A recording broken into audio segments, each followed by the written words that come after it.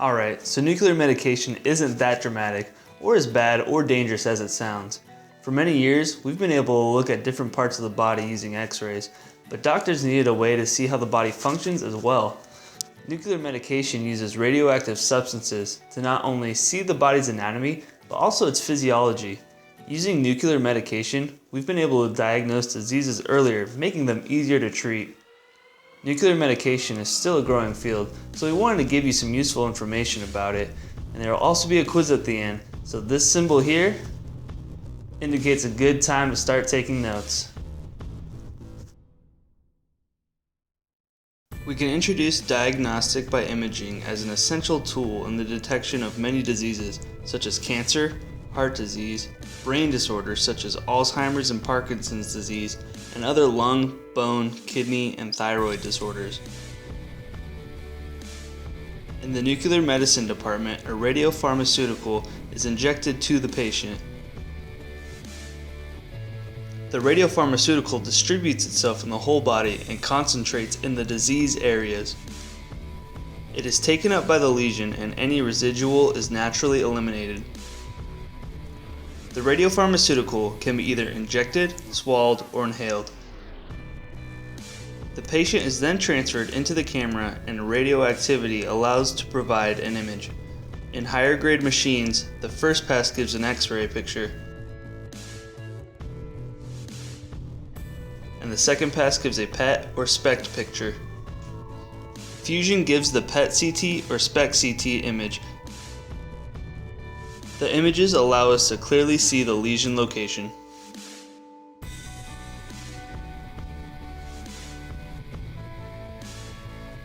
These radiopharmaceuticals contain radioisotopes.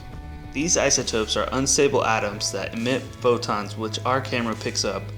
Different types of isotopes have different jobs, but with over 40 million procedures a year, technetium is most commonly used.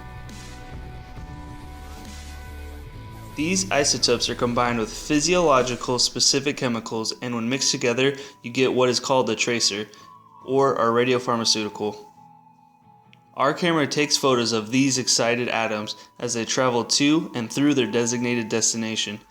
The process can take anywhere from 15 minutes to 2 hours depending on the isotope. The scan is limited to how fast each isotope is designed. The amount of radioactive exposure the patient receives is determined by 3 factors: age, the size of the patient, and the dose of the radioisotope. Once a patient has been diagnosed, there are some cases where nuclear medicine is also an option for treatment.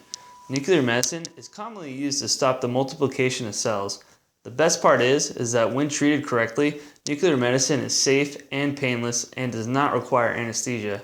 To validate our research, we even interviewed a real nuclear medicine technologist, Mike Parkinson. Let's see what he has to say. Zach? Alright, so I'm going down to interview a nuke med tech that's not my dad.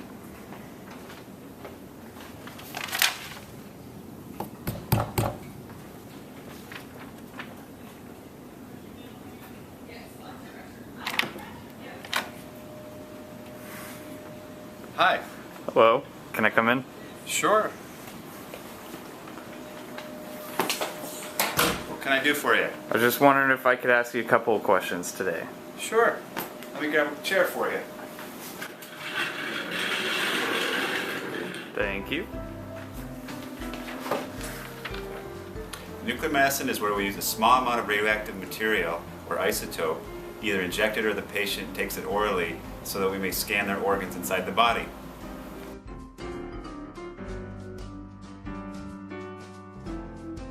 I've been doing nuclear medicine a little over 22 years now. Prior to that, I did X-ray for 5 years.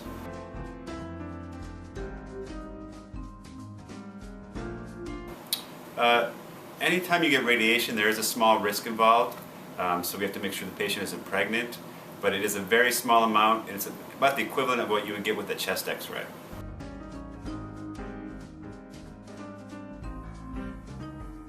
Yeah, we take safety measures as well.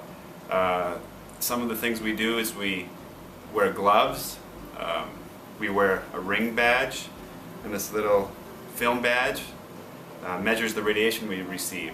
There's only a certain amount we're allowed to receive each month, and if we go over that limit, we have to stop working.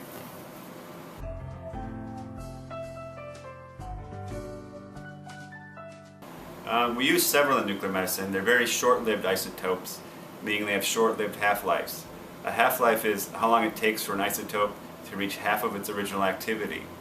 Our most common isotope we use is technetium, and I can show you in our hot lab over here the isotopes that we have. Alright, we're going to go in the hot lab here where our radioactive materials are stored.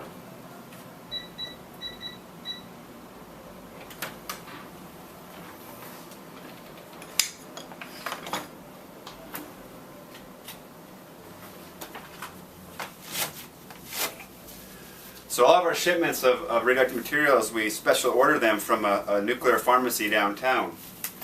When they're delivered, I'm going to put on gloves for safety so I don't get any contamination of the radiation on my hands. They come in this lead-lined package. This one's already been here and it's already used, but I'm going to open it up and show you what it comes. This is what they call a lead-lined pig. Within this pig is the radioactive tracer that's in a syringe.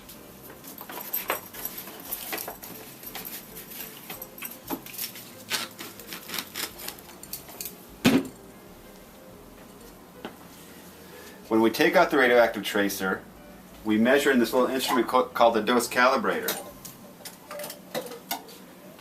This tells us how much radioactivity we have and what we're going to administer to the patient.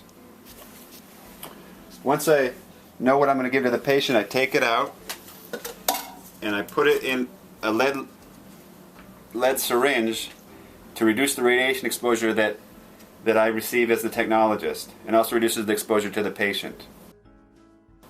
So this radioactive tracer we would typically inject into a vein in the patient, and it's designed to go to an organ in the body, whether it be a bone scan, a kidney scan, a brain scan, a lung scan, a gallbladder scan, anything in your body we have a scan for in nuclear medicine. I can show you that this is radioactive. It's slightly radioactive. What I have here is a Geiger counter. You've probably seen these on TV. I'll go ahead and turn it on.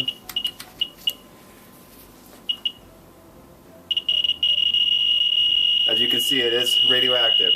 This is a real sensitive instrument. But what I'm going to show you now, as I back this away from the radioactive source, it's less and less and less. In nuclear medicine and in physics, I don't know if you've ever heard of the inverse square law.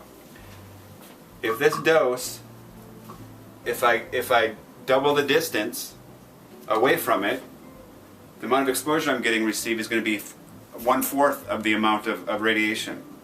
Now if I come back into half that distance, it's going to be 4 times the radiation.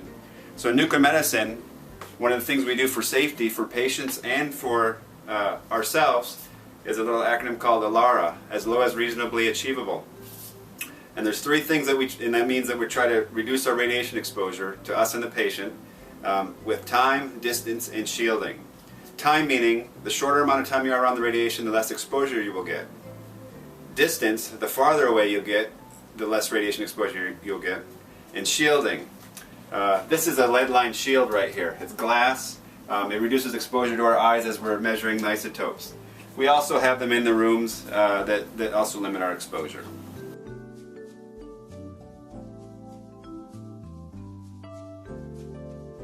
Also in nuclear medicine, I was talking about that lead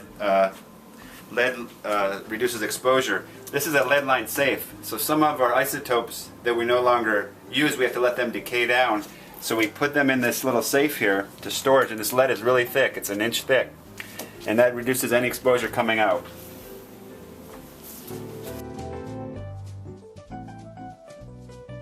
It's actually changed quite a bit in the 20+ years I've been doing it.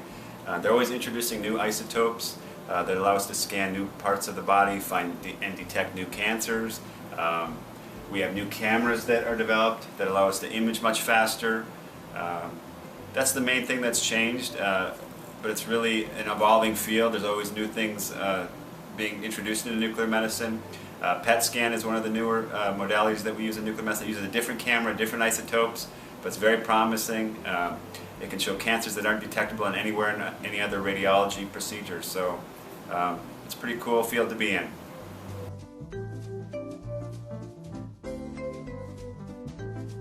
Sure, come right over here.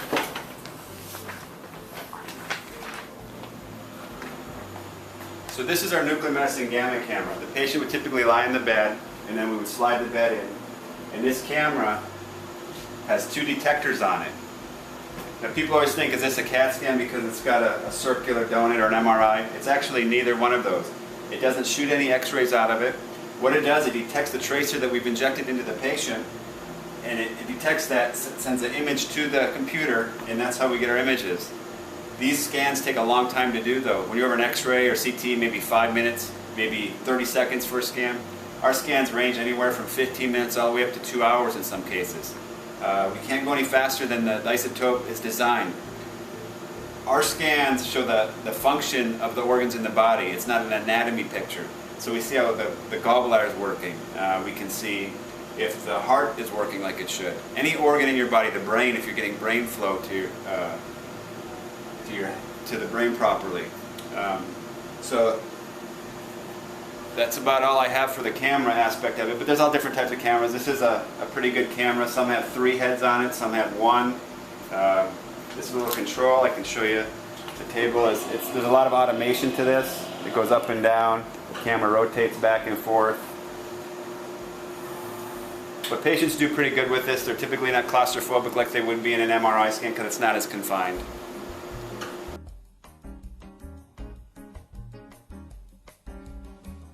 Sure, we'll go back out to the acquisition station here. I'll call up a few scans here on the computer.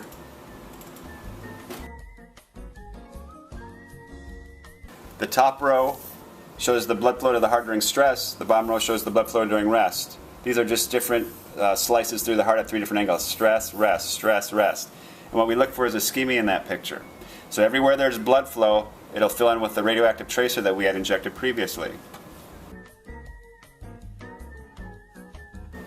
This is a lung scan. This is a scan we do on an emergency basis that shows the blood flow and the airflow to the lungs, and we're looking for a blood clot.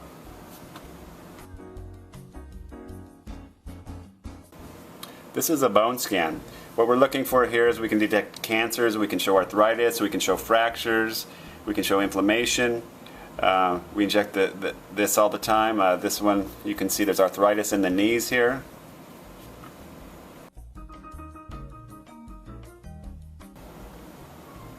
This is a gallbladder scan. This is what you're seeing is a time-lapse set of images over 60 minutes. As you can see, it's empty and fills, empty, fills. This is showing the function of the gallbladder. We're trying to see if someone has a blockage in the gallbladder or something called cholecystitis. And you can see this gallbladder fills up, it's working fine, so no surgery for this patient today. This is an interesting picture of a heart. It's called a MUGA scan. It's showing the function of the left ventricle.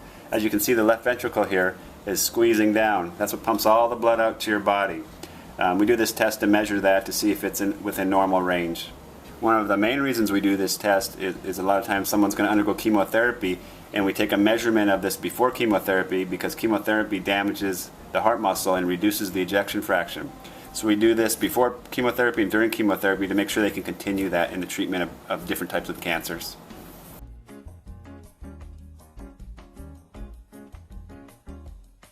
Well, from a physics standpoint, the isotope, what it actually is, it's an unstable atom that gives off an energy in the form of a gamma, beta particle. We image gamma rays in nuclear medicine. So there's a lot of physics involved in nuclear medicine. We took a lot of nuclear physics. We actually have a nuclear physicist that comes in and does quarterly audits. It's very, very regulated. It's too lengthy to get into in this short interview. But I hope you've learned a little bit about nuclear medicine, and I hope to see you soon, but not as a patient.